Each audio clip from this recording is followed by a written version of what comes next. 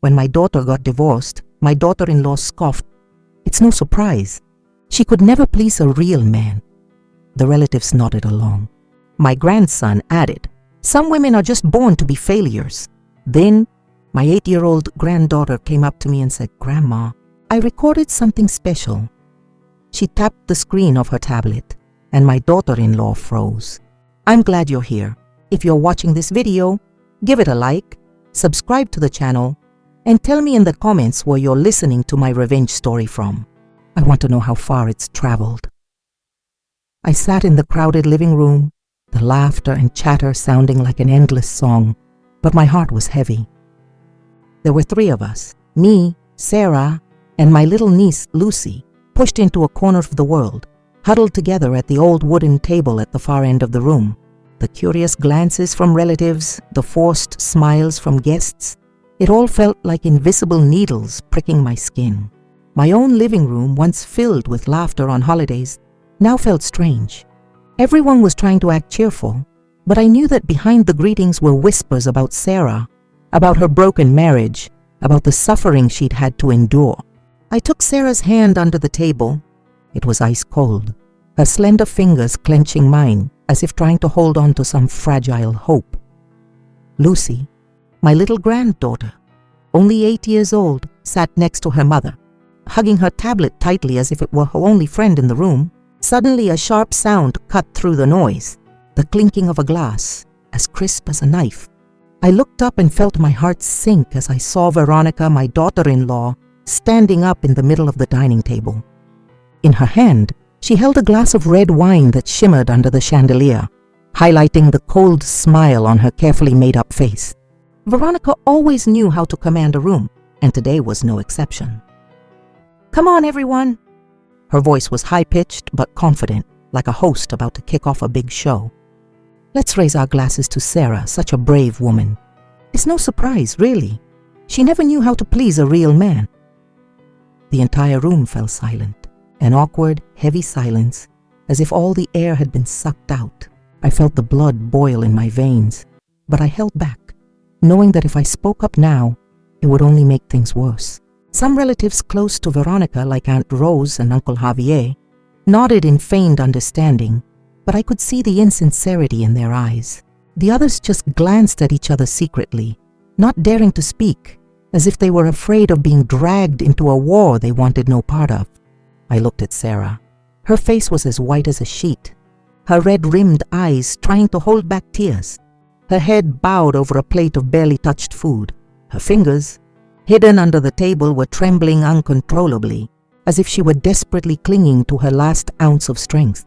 I squeezed her hand harder, wanting to give her some warmth, some strength, but inside, I felt nothing but a painful helplessness. Sarah, my daughter, whom I had raised with all my love, was now being turned into a laughingstock by her own family. Not satisfied, Kevin, Veronica's 14-year-old son, immediately joined his mother. His voice was cocky, a younger version of the cruelty she was displaying. Mom's totally right.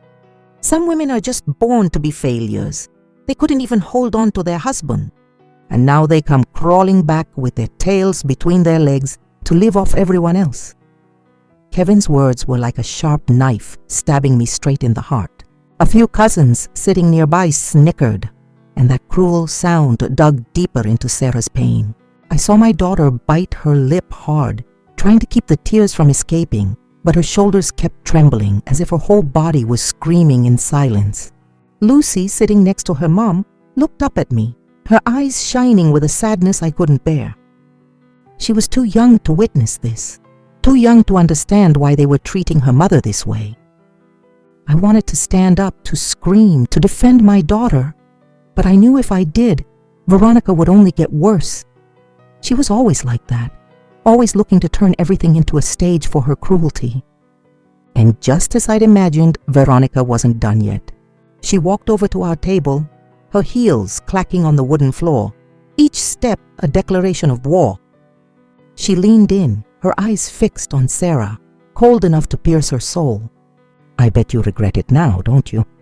Veronica said in a voice that was sweet but laced with poison. "Regret staying with a drunken gambler instead of listening to your family, right?" The air in the room grew heavy.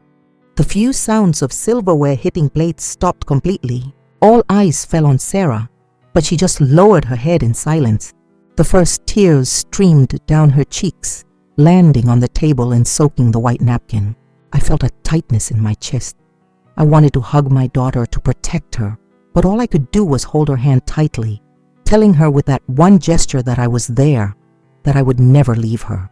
Sarah broke down, small, stifled sobs, as if she were afraid that crying louder would make everything worse. The pain was suffocating me. My daughter, whom I had loved and cared for all these years, was having her pride crushed by her own family. I wanted to get up, to scream at Veronica to shut her mouth, but I knew that would only humiliate Sarah even more. In that instant, Lucy, my little granddaughter, took a deep breath. She had been silent until then, clutching her tablet to her chest like it was her only shield. Her eyes were shining, not with tears, but with something stronger, as if she had summoned all the courage an 8-year-old could have. I looked at her, my heart pounding, not knowing what was about to happen. Lucy stood up abruptly, her small but steady legs carrying her until she was standing right in front of Veronica. Her voice, clear and childlike but firm, echoed through the room and left everyone stunned. "Grandma, I have something very special I want to show everyone." All eyes turned to Lucy. The room fell into absolute silence, as if everyone was holding their breath, waiting for what would come next. I looked at my granddaughter, my heart hammering in my chest. Lucy placed the tablet on the table, her little fingers trembling but moving with determination, ready to press play. The screen lit up. Murmurs started at the table, but I couldn't hear anything. The only thing I could feel was my own heart, beating like a drum. The memories take me back to that rainy afternoon, when I sat at the old wooden table in the kitchen, fiddling with a cup of coffee that had long gone cold. Suddenly, the phone on the table buzzed loudly, shattering the silence. I jumped and grabbed it quickly. The screen showed the name Sarah, my youngest daughter, whom I love more than life itself. But when I put the phone to my ear, the voice on the other end wasn't her usual cheerful, lively one, but a broken, choked sound, as if her entire world was falling apart. "Mom, I can't take it anymore." I fell silent, my heart clenching as if someone was squeezing it. Sarah's voice was breaking, punctuated by sobs she couldn't hold back. Through the phone, I could hear the sound of glasses and plates shattering, as if a storm was tearing through the small apartment where she lived. Sarah started talking, each word like a knife twisting in my chest. She told me about her miserable husband, the one I had warned her about since they first started dating. He spent his days drowning in alcohol, laughing with his friends while leaving his wife and daughter abandoned in that cramped room. The little money Sarah earned as a waitress at a small restaurant, he would blow it all on betting and gambling, leaving debts that she had to bear alone.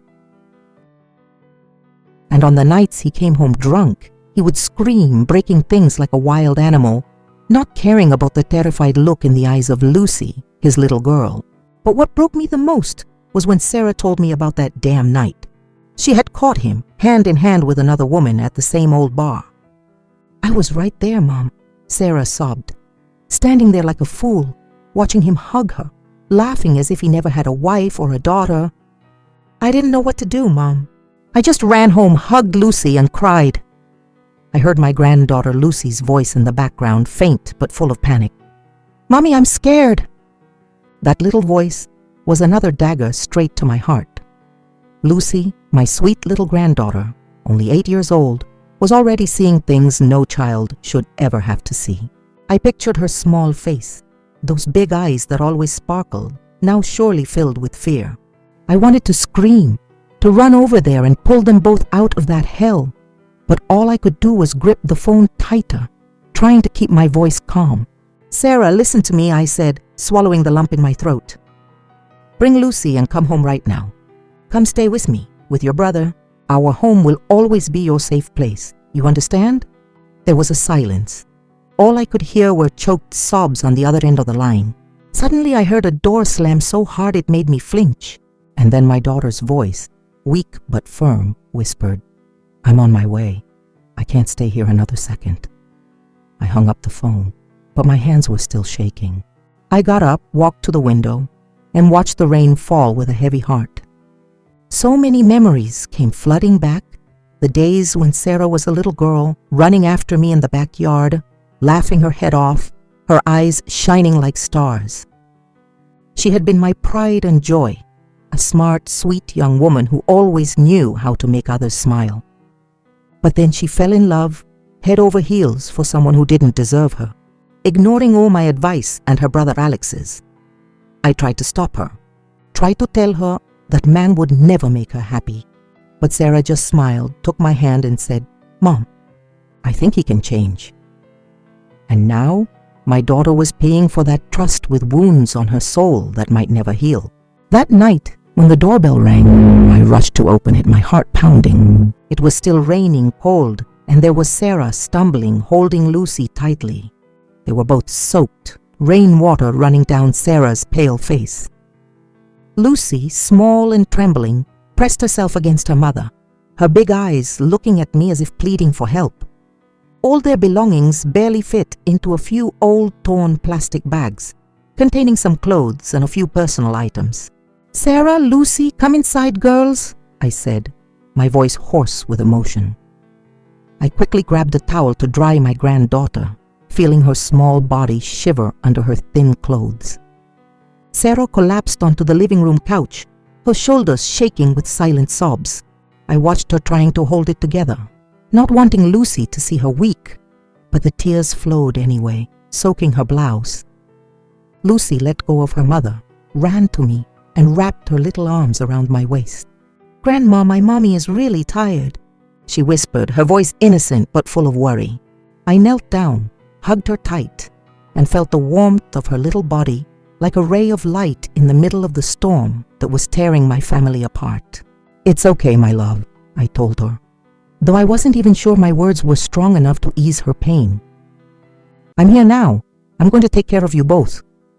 Outside, the rain kept falling. I stood there for a moment, knowing that from that point on, the storm in my family was just beginning.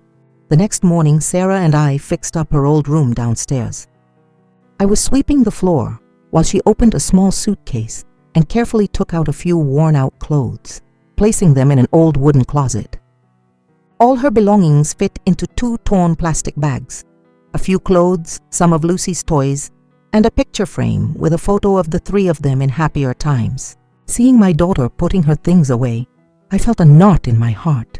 This was all that was left of a marriage she had put all her faith into. Lucy sat on the edge of the bed, hugging a faded rag doll. She tucked it under the pillow and whispered to it like a friend, "We're going to live here from now on. Don't be scared. Grandma and Mommy will be with us." Her little voice was soft but firm, as if she were trying to give herself a pep talk. I looked at her, my soul aching. An 8-year-old girl, who should only be thinking about playing in school, was now having to learn how to deal with the wounds left by adults. Sarah opened the curtain and the light streamed in, illuminating her gaunt face. "Mom, this room is still the same," she said in a hoarse voice, forcing a smile. "I miss the days when you used to teach me how to embroider in that corner." I nodded, but I didn't dare look her in the eye, afraid she'd see the sadness in mine. "Yes, honey," I replied softly. "Everything's going to be okay. I'm going to help you start over." But I knew things weren't that simple. This house, though it was where I raised my children, was no longer the peaceful sanctuary it once was. Veronica, my daughter-in-law, always carried an air of arrogance and coldness, as if she were the sole owner of the house. I had seen how she treated people she didn't like, and I knew that Sarah and Lucy's return would be the perfect excuse for her to unleash all her spite. Around noon, while I was helping Sarah wipe down the small table in the room, Veronica came down the stairs. The clacking of her heels echoed loudly on the wood, each step like a declaration of war.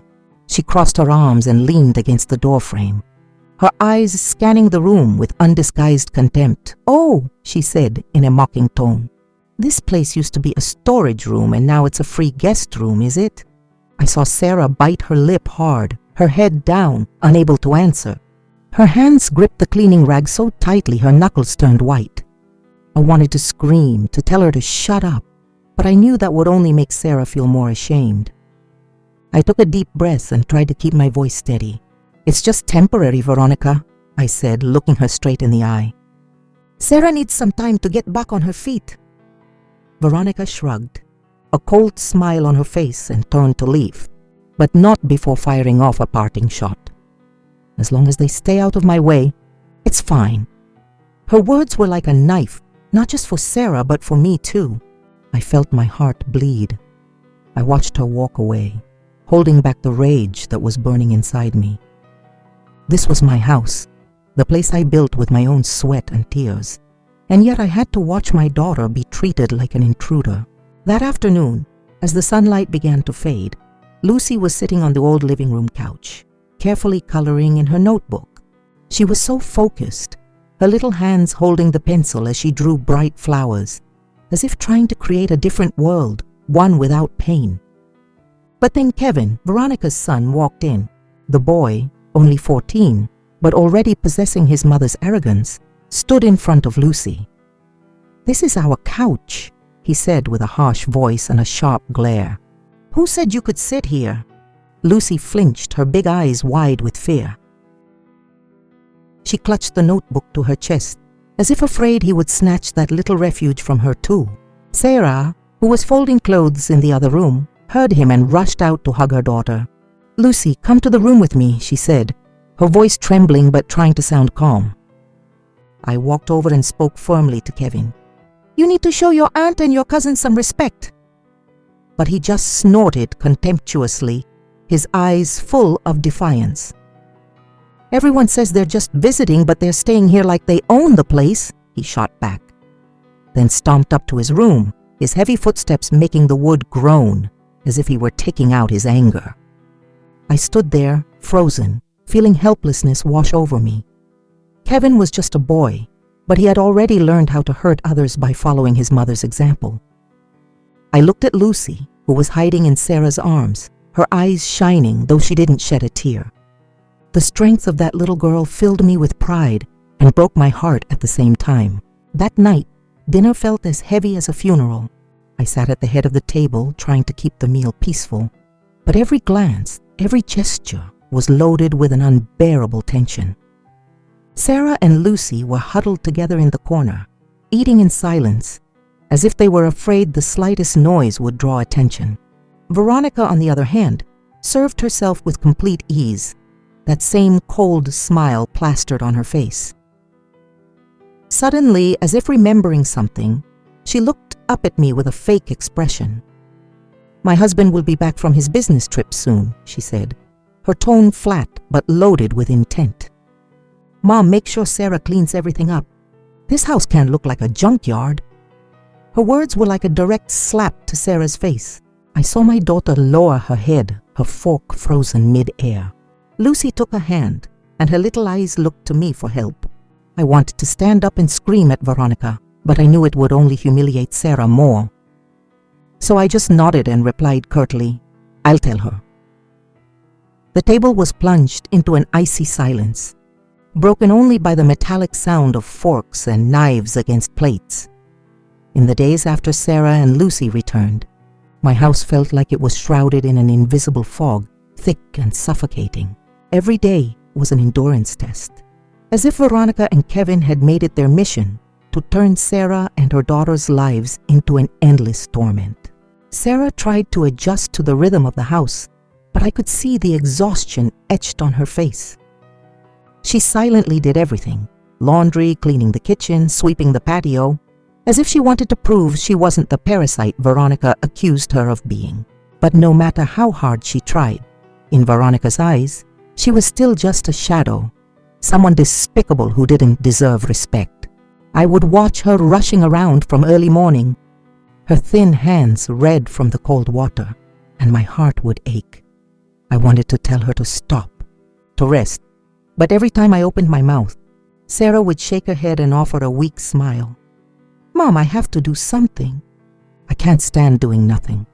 One morning, as the sun was just peeking through the branches in the yard, I saw Sarah hanging laundry on the line, each piece carefully folded, even though they were worn and nearly threadbare.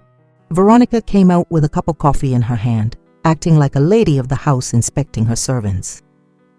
She stopped, lifted her chin, and spoke to Sarah coldly. "Separate your clothes and your daughter's. I don't want my family's laundry mixing with outsiders' clothes."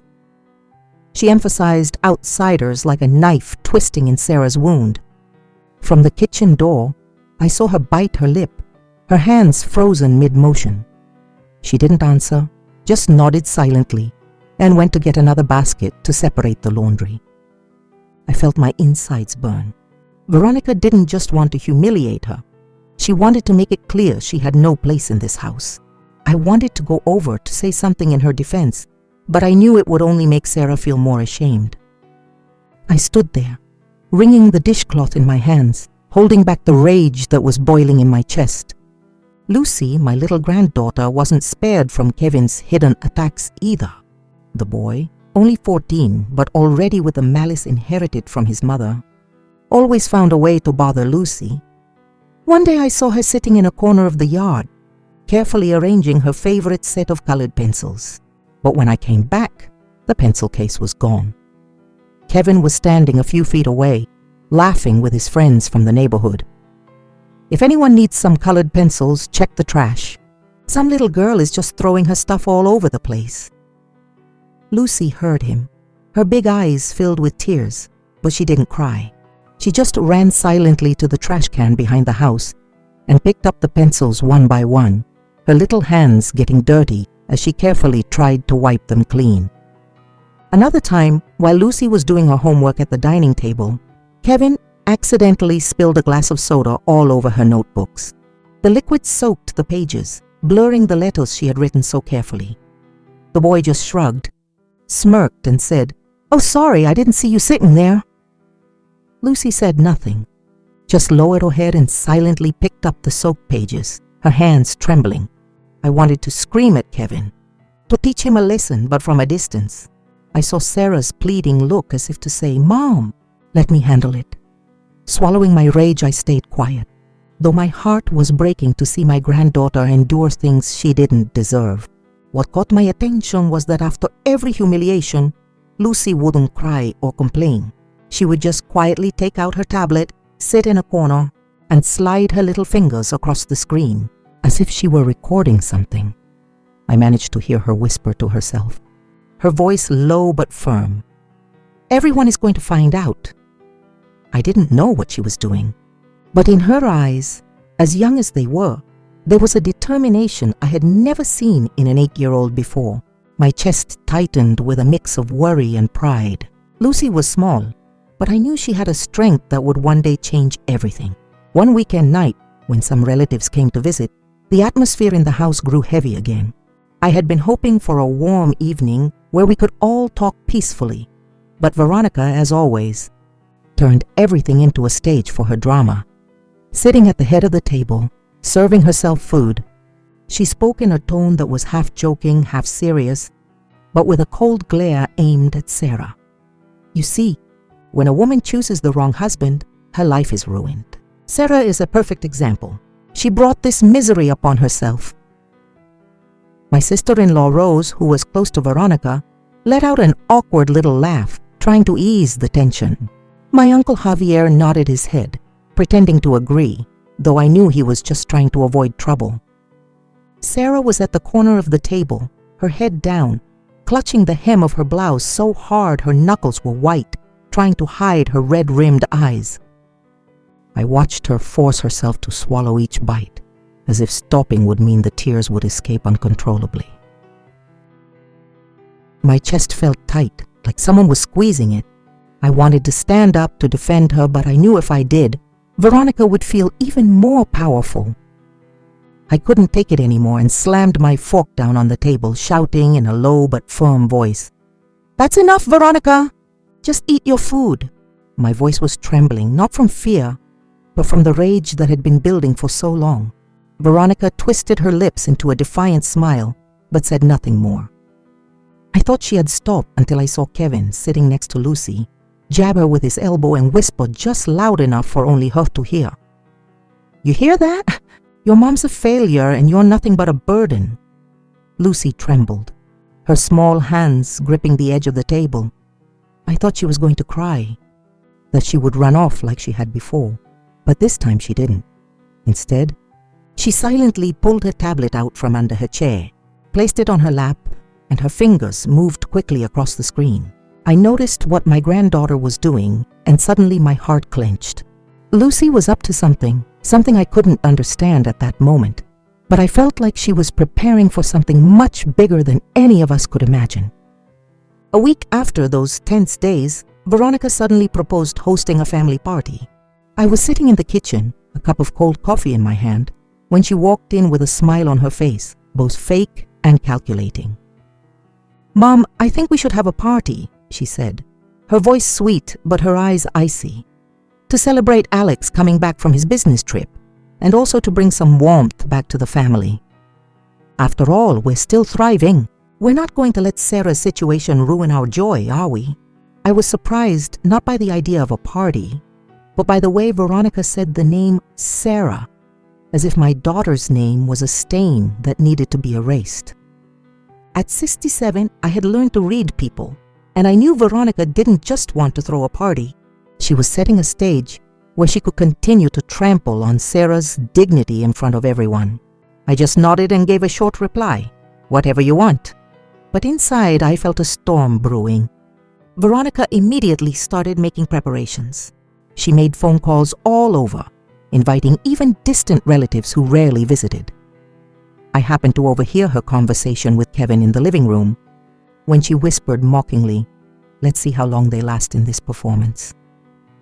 Kevin let out a laugh, his voice full of excitement. "Don't worry, Mom. I know what to do to make them die of embarrassment." Their words pierced my heart like needles.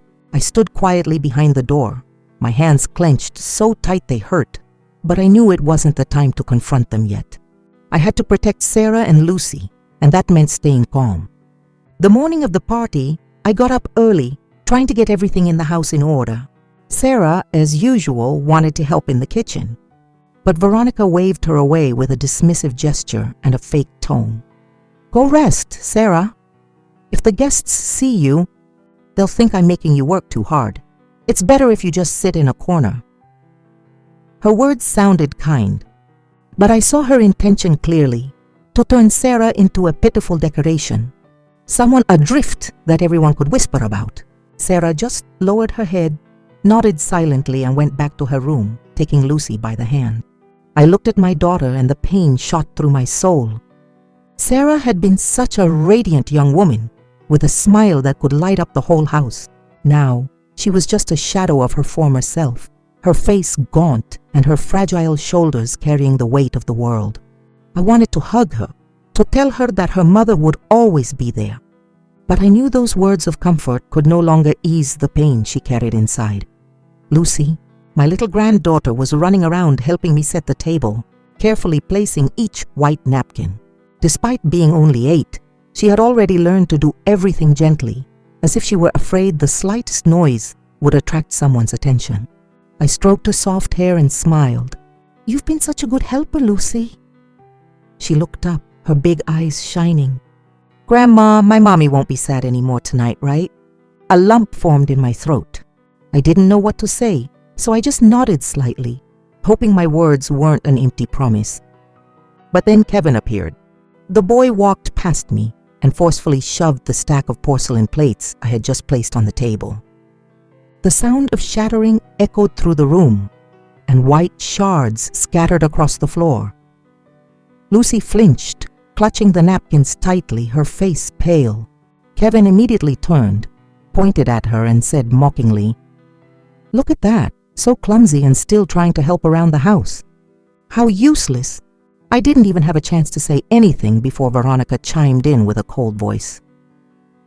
"If children are clumsy, they need to accept their mistakes. There's no need for adults to defend them." I felt my blood boil. "Kevin, you broke the plates. How can you blame your sister?" I yelled, my voice shaking with rage. But the boy just shrugged, let out a sarcastic laugh, and walked away, leaving Lucy standing there, her small, trembling hands picking up the broken pieces. Sarah ran out, hugged her daughter, and whispered, "It's okay, sweetie. Mommy will take care of it." But I saw something different in the little girl's eyes. It wasn't fear, but a strange firmness, as if she was silently preparing for something. In the afternoon, the guests started to arrive. Outside, there was cheerful laughter and conversation, but inside me, everything felt heavy. Sarah was wearing an old blue dress, the same one she wore at her wedding almost 10 years ago. Though it was worn, it was still the nicest thing she had. She tried her best to smile and greet people, but I could see how forced every gesture was. Veronica, on the other hand, was wearing a new elegant dress, her makeup perfectly done, mingling with the guests like a distinguished hostess. She laughed and chatted with everyone, but her eyes would occasionally land on Sarah, as if wanting to remind everyone that my daughter was nothing more than a failure. Kevin, as always, was running around showing off to the other kids in the family. I heard him say, his voice full of arrogance, "One day this whole house will belong to my parents and me. Lucy is just mooching off us. Sooner or later they're going to kick her out." His words were like a knife straight to my heart. I wanted to run over and slap him to teach him some respect, but Sarah, who was nearby, simply pulled Lucy closer and whispered, "Just hold on, honey. Don't pay any attention to him." I looked at my daughter and saw her red-rimmed eyes, though she was still forcing a smile. Lucy was squeezing her mother's hand tightly, silent, but she was also clutching the tablet she always carried. That gesture sent a shiver down my spine. Despite her young age, she seemed to be plotting something, and I could feel a strange strength emanating from my granddaughter. The living room, which minutes before had been filled with laughter and conversation, suddenly felt suffocated by an indescribable tension. I was sitting in the corner of the table, squeezing Sarah's hand, feeling her cold fingers tremble again and again. I faced many storms in my life, but I had never felt as helpless as I did in that moment, watching my daughter and granddaughter become targets of ridicule right in the house I built with my own sweat and tears. The family's small talk, the polite smiles, it all just made my chest feel heavier, as if a storm was about to break. Veronica used a small spoon to gently tap the rim of her wine glass, and the metallic sound rang out sharply, cutting off all the murmurs. The room fell silent and all eyes turned to her. I saw Veronica's carefully painted lips curve into a cold smile, as if she were about to deliver the final blow.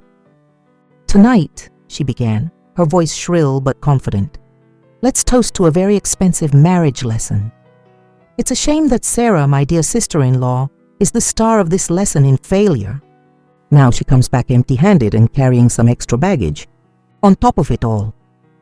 Her words were like sugar-coated bullets, sweet but poisonous, fired straight at Sarah's heart. Murmurs rippled around the table. Some relatives close to Veronica snickered as if it were just an innocent joke, but I saw the cruelty in her eyes, the way she watched Sarah, making sure every word dug into my daughter's pride. Others, more distant relatives, looked away uncomfortably, not daring to say anything, as if they were afraid of getting caught in a war they didn't want to fight. I looked at Sarah. Her face was pale, her red-rimmed eyes fixed on her nearly untouched plate. Her hands were gripping the worn fabric of her blue dress so tightly her knuckles were white, her lips trembling as if she were fighting back tears. My heart felt like it was being squeezed. Sarah, the daughter I had raised with all my love, was now having her dignity trampled on by her own family. I wanted to stand up, to scream at Veronica, but I knew it would only humiliate my daughter even more. I just held her hand tighter, trying to give her a little warmth, a little strength to get through this moment. But Veronica didn't stop. She walked over to our table, her heels clicking on the wooden floor, each step a declaration of war. "Sarah," she said, her tone sweet but loaded with mockery, "I bet you regret it now, don't you? You regret choosing a man who was worthless, and now you have to come back here to live off your brother's charity." She paused, tilting her head, her eyes looking as if they wanted to pierce Sarah's soul. "But don't worry, this family is always generous. Even though you're a nuisance, we'll still take you in." The entire room was engulfed in an uncomfortable silence. The faint clatter of silverware against plates died out completely. I felt my blood boil. That's enough, Veronica. I slammed my hand on the table and stood up, my voice trembling with rage. The sound echoed like thunder, making some people jump. But Veronica just looked at me, her smile never wavering, her eyes defiant. "Mother-in-law, don't get worked up," she said in a cool, even tone. "Think about it. This house is already in Alex's name. Legally, you have no more rights here than I do." Her words were like a punch to the gut. The room filled with murmurs again, with some relatives nodding as if what she said was a fact. I just stood there, paralyzed, feeling the world crumble beneath my feet. This house, the place I had sweated and cried to build, was now being used as a weapon to humiliate me and my daughter. I wanted to answer, to scream that it was still my home, that I still had rights, but my throat closed up and I couldn't get a single word out. Just then, Kevin, Veronica's 14-year-old son, took his chance to jump in. The boy laughed contemptuously, his arrogant tone a miniature copy of his mother's. Failed women like Sarah's mom are just born to be abandoned. Lucy's a burden too, right, Mom? Laughter erupted from the corner of the table where several of the family's kids were sitting.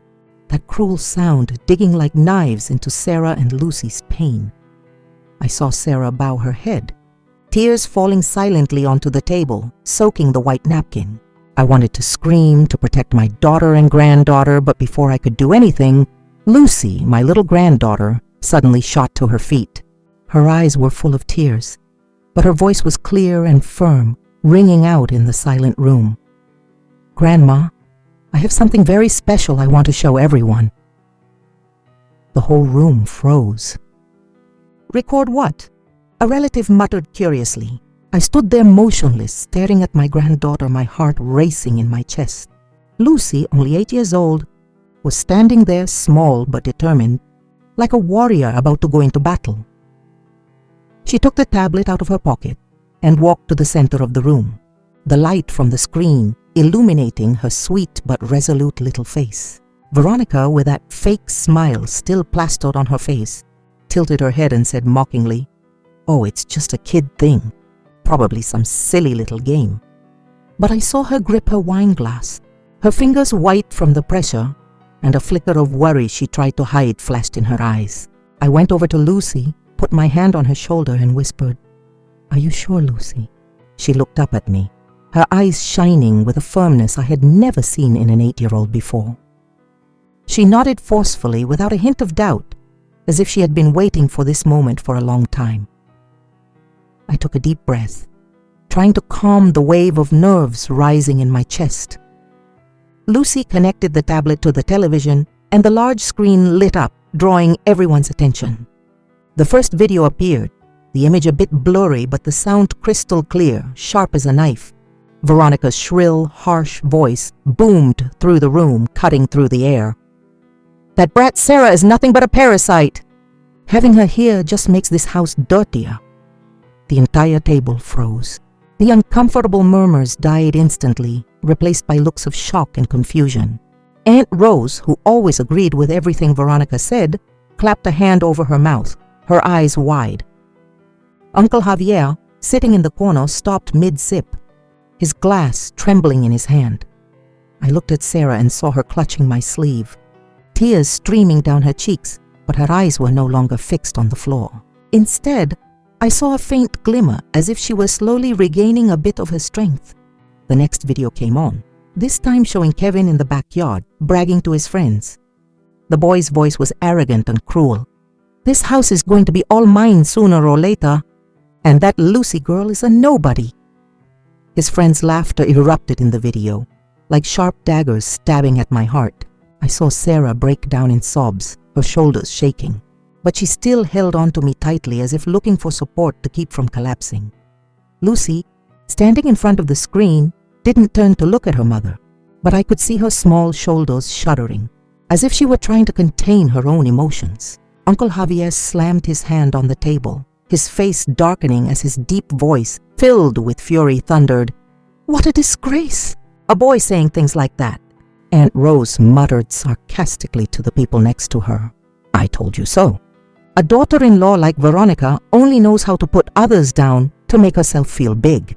The whispers began to spread through the room, and slowly all the suspicious and contemptuous glares turned towards Veronica. She was still there, but her fake smile had vanished.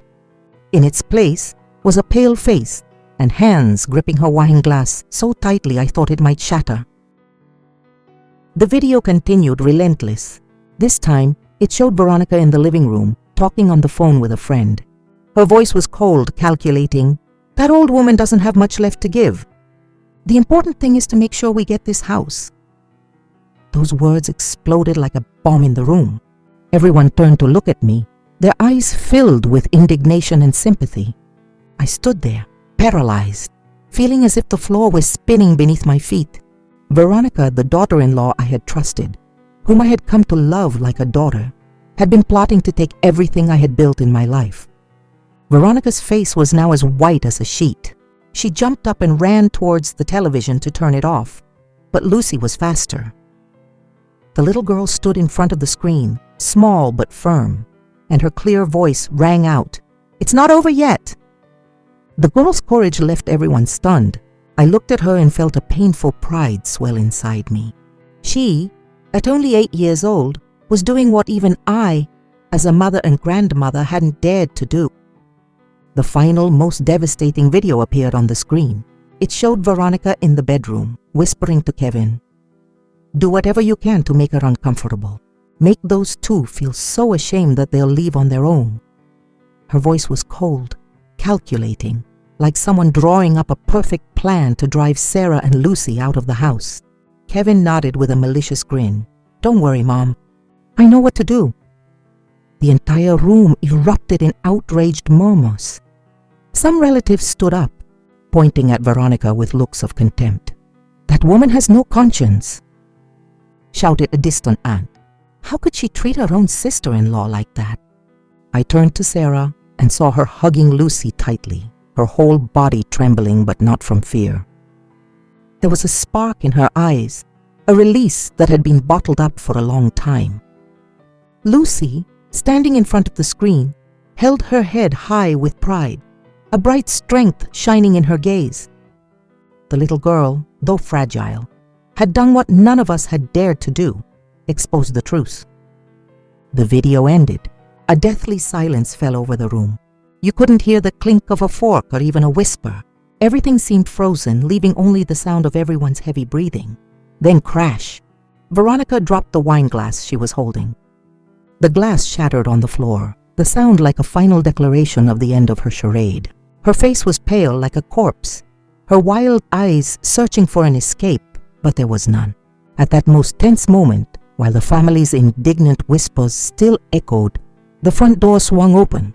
Alex, my son, walked in, his suitcase still in hand, his face tired from a long business trip. He looked up, his eyes scanning the crowded room, and stopped at the scene before him. Sarah crying inconsolably, Lucy hugging her mother tightly, and Veronica frozen in the middle of the room, her face as pale as a ghost. "What's going on? Why is everyone here?" he asked, his voice surprised but with a hint of worry. No one answered right away. All eyes turned to Alex, as if he were the only one who could break the suffocating silence. I walked forward, placed my hand on my son's shoulder, and said with a voice hoarse with emotion, "Alex, son, you're finally back." Just in time. I pointed to the television screen, where the last frame of the video was still frozen, an undeniable accusation. A kind-hearted relative, my cousin Elena, hurried over to explain in a low, trembling voice, "Look, Alex, it's all there. What Veronica and Kevin said." "What they did!"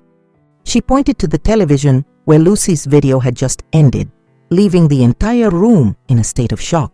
Alex's eyes locked on Veronica, his gaze turning cold, as if all the emotion inside him was freezing over. "What is this?" he asked, his voice low and sharp, each word like a stab. Veronica stammered, trying to feign calmness, but her hands were shaking, the shattered glass on the floor glittering in pieces as proof of her breakdown. "Honey, it's just a prank by the kids. They made it all up," she said weakly, desperate for a way out. But Uncle Javier, usually so quiet, slammed his hand on the table, and his voice boomed with authority. "They didn't make anything up. We all heard it, we saw it clearly." He glared at Veronica with contempt. "She insulted your sister, insulted your mother right here in this house." Alex froze, his eyes shifting from Veronica to Sarah and then settling on Lucy. He walked over to his sister, his voice softer but still trembling. "Sarah, sis, is all this true?" Sarah could only sob, unable to answer, her shoulders shaking in my arms. But Lucy, my little granddaughter, was the one who spoke for her mother. The little girl took a step forward, tiny but determined, her clear voice echoing through the room. "It's all true, Uncle Alex. I recorded everything. My mom didn't lie." Lucy's words were like a strong wind that blew away any lingering doubt. Alex's face turned red, the veins in his temples bulging. He spun around to face Veronica, and his voice roared with fury, echoing throughout the room. "Veronica! All these years I trusted you. I thought you were a good wife, a good mother. And you dare to humiliate my sister, my mother, right here in our own home." Veronica collapsed into a chair, starting the dramatic waterworks I knew all too well. "Honey, they misunderstood me," she sobbed, trying to grab Alex's sleeve. "I just wanted what was best for the family. I didn't mean to." But Alex pulled his hand away, his eyes like ice. "Shut up!" he yelled, and the echo of his voice shook the entire room. "I don't want to hear any more lies. You have betrayed this entire family." Kevin, seeing his mother being told off, immediately jumped in, his voice full of anger. "Dad, Mom was just trying to do what's best for the family. Why are you defending outsiders?" His words added fuel to the fire. Alex whipped around to face his son, his gaze as sharp as a razor. "And you, Kevin? From this day on, you are not allowed to disrespect your grandmother or your aunt. You are going to learn what it means to be a decent person all over again. And this time, I won't forgive anything." He slammed his hand on the table, his voice firm and cold. "I'm calling a lawyer first thing tomorrow morning. If we can't live in peace, then divorce is the only way out." Alex's declaration landed like a thunderclap, causing the whole room to erupt in tension. Some relatives quickly stood up, muttering excuses to leave, as if they didn't want to be caught in the storm that had just broken out. Veronica slumped in her chair, her face pale, tears streaming down, but no one believed her act anymore. I stood there, hugging Sarah and Lucy tightly, with a mix of relief and pain. Sarah held her daughter close, murmuring through her tears, It's finally out in the open." Her voice was weak, but in it, there was a glimmer of hope, a release she had held back for so long. Lucy, in her mother's arms, looked up at me, her eyes shining with pride. "Grandma, I did a good job, right?" she asked, her voice innocent but confident. I kissed her forehead and whispered, "You're your grandma's pride and joy, Lucy." After Alex's thunderous declaration, the room remained in a state of indescribable chaos. The murmurs of relatives, the looks of anger and shame, all mixed together in an atmosphere so thick it felt hard to breathe. Veronica stayed slumped in her chair, tears streaming down her made-up face, but no one had any sympathy left for her. Kevin muttered curses, stomping his foot in anger, his eyes full of defiance. Sarah and Lucy were huddled in the corner of the table. The little girl's eyes shone with pride, while Sarah held her tightly, as if she were her only anchor. I stood there, my heart heavy yet relieved. Heavy because my family, to which I had dedicated my entire life, was about to break apart. Relieved because the truth at last had come to light, thanks to the courage of Lucy, my small but brave granddaughter. But I knew the story couldn't end there. There was something I had kept silent about for many years, and now, at this moment, it was time to speak. I stood up slowly, walked to the center of the room, and set my cold teacup on the table with a soft clack that was just loud enough to get everyone's attention. All eyes turned to me, from Alex with his still tense face, to Veronica with her red-rimmed eyes, and the relatives trying to hide their curiosity. I took a deep breath, feeling the air fill my lungs, bringing with it the determination I had built up over the years. "I have something else that I've never told anyone," I began, my voice calm but full of strength, as if I wanted to burn every word into their minds. "Besides this house, which is in Alex's name, I still have another asset." The room immediately erupted with exclamations of surprise. Veronica stopped crying instantly, her head snapping up, her eyes wide, shining with an undisguisable greed. "What did you say?" she asked, her voice trembling as if she couldn't believe what she had just heard. I didn't look at her. My eyes swept across every face in the room, from the distant relatives to the closest ones, finally landing on Sarah and Lucy. "During the years I ran the restaurant," I continued, my voice firm and sharp, "I managed to save a considerable amount, $300,000. Originally, I planned to split it between my children, Alex, Sarah, and Veronica too." The murmuring started again, this time with an obvious tone of derision. Aunt Rose, who had previously been on Veronica's side, was now shaking her head and whispering to the person next to her, "Does she still expect to get a piece of that?" Uncle Javier nodded, his gaze full of contempt for Veronica. I saw a flicker of hope in her eyes, which she quickly tried to cover with a look of fake fragility. "Mom, you mean—" she stammered, forcing a stiff smile. But I cut her off, my voice firm, without the slightest hesitation. "But after everything I've seen, after everything I heard in Lucy's video, I will not leave a single penny to those who dared to insult my daughter and divide this family." I paused, looking directly into Veronica's eyes so she would feel the conviction in every word. "I've made my decision. All of that money will go only to Alex and Sarah. Veronica and Kevin will not receive a single cent." The room seemed to explode. From a corner of the table where Uncle Javier was sitting, a short but sharp round of applause was heard. "That's pure justice," he said, his voice enthusiastic, his eyes shining as if he had just witnessed a true act of justice. The other relatives nodded. Some even stood up and clapped loudly. Sarah beside me burst into tears, but this time they weren't tears of humiliation. She squeezed my hand tightly and whispered, "Mom, thank you."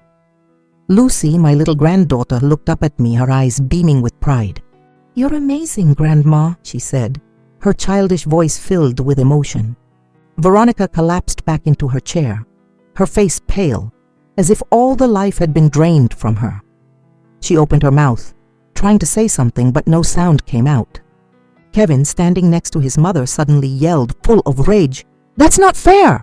This house belongs to my mom and me too. You have no right to do that." He stomped his foot, his eyes blazing as if he were ready to take on the whole world. Alex, who was nearby, immediately walked over, pointing a finger in his son's face, his voice like ice. "This house is for your grandmother and your father to decide. You have no right to yell at your elders like that." Then he turned to Veronica, his eyes full of disappointment. "And you, Veronica, I thought you were a sensible wife and mother.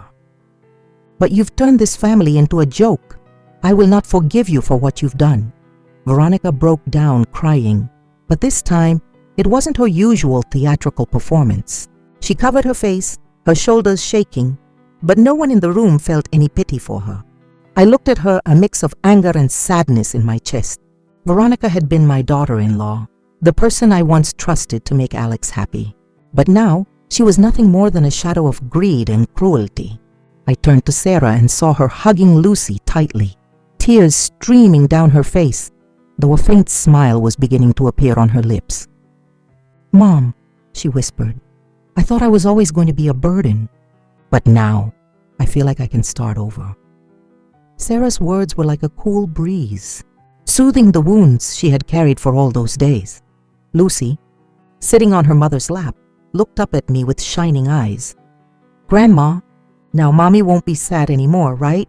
I leaned down, kissed her forehead, and whispered, "That's right, my love." "Grandma, your mom and your Uncle Alex are going to do everything to make you and your mom happy."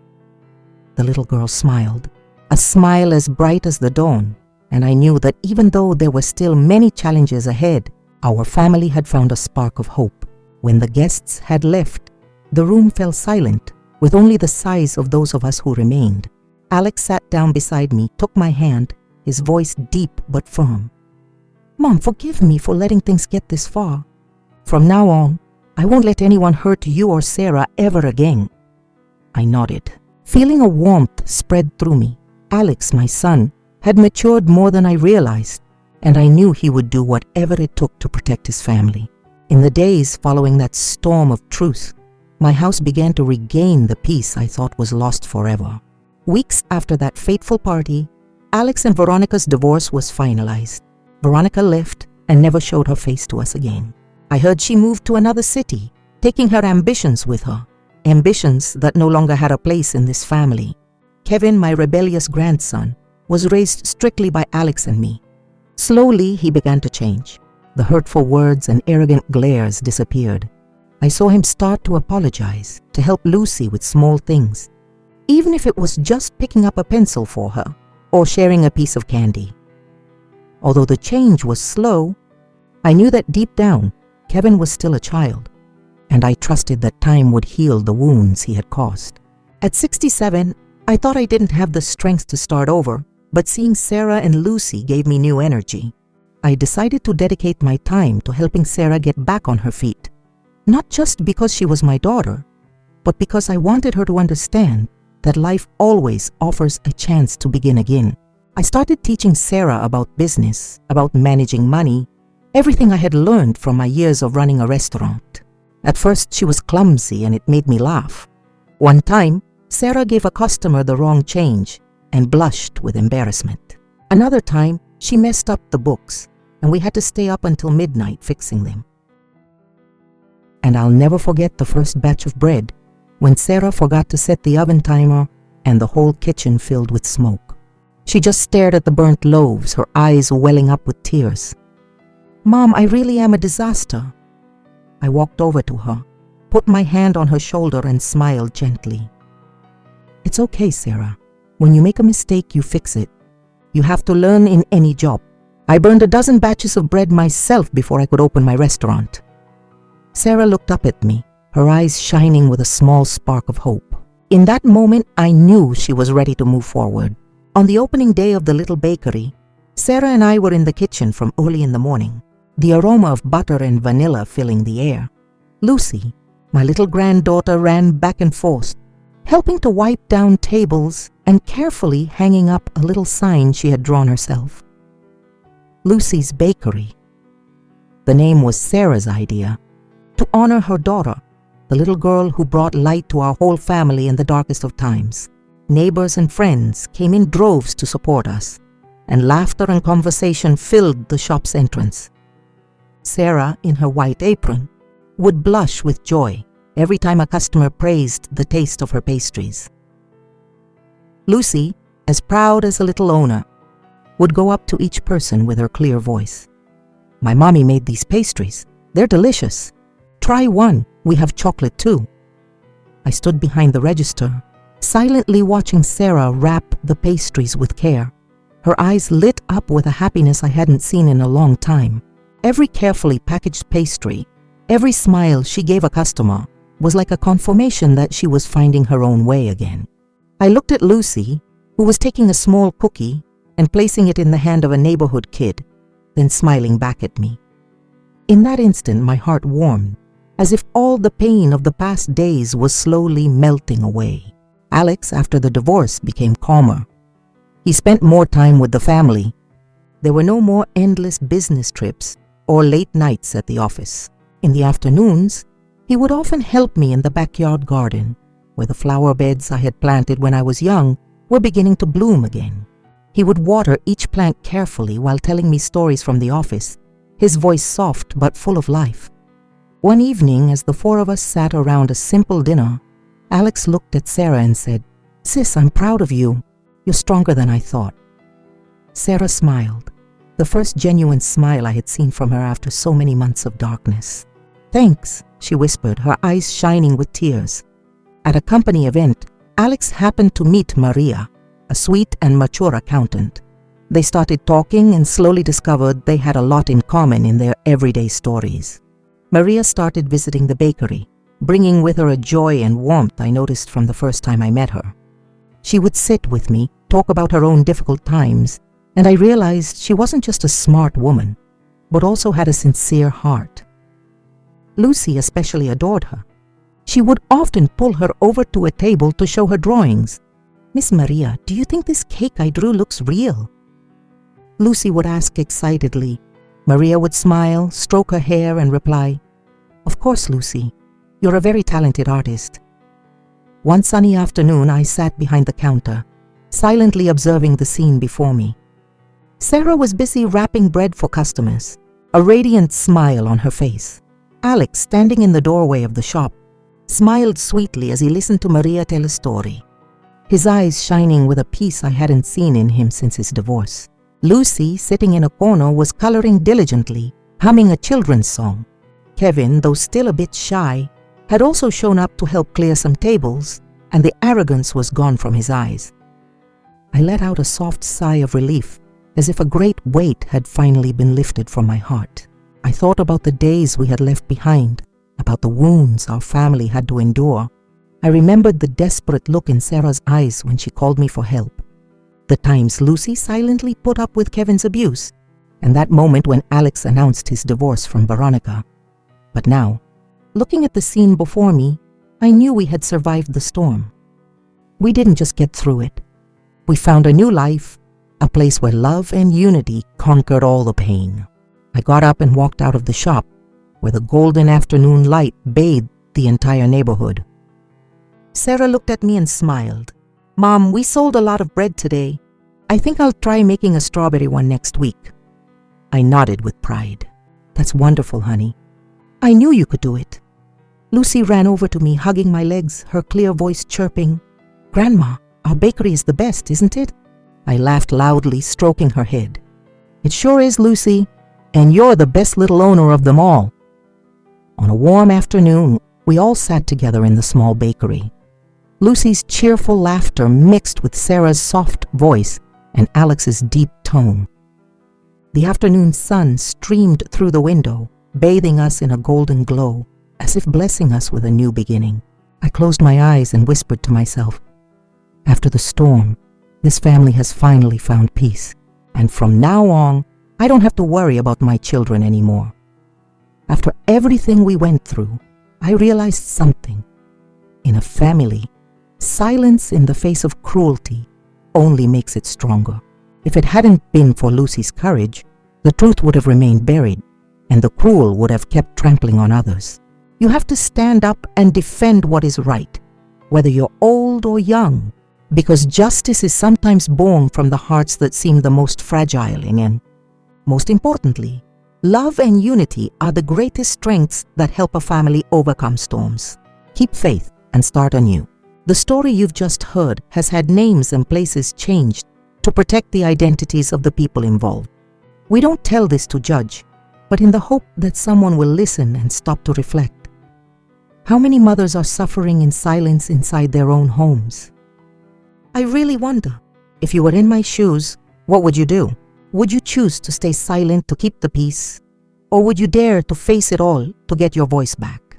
I want to know your opinion, because every story is like a candle that can light the way for someone else.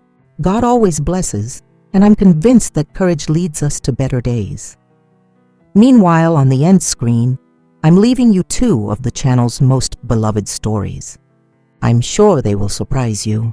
Thank you for staying with me until this moment.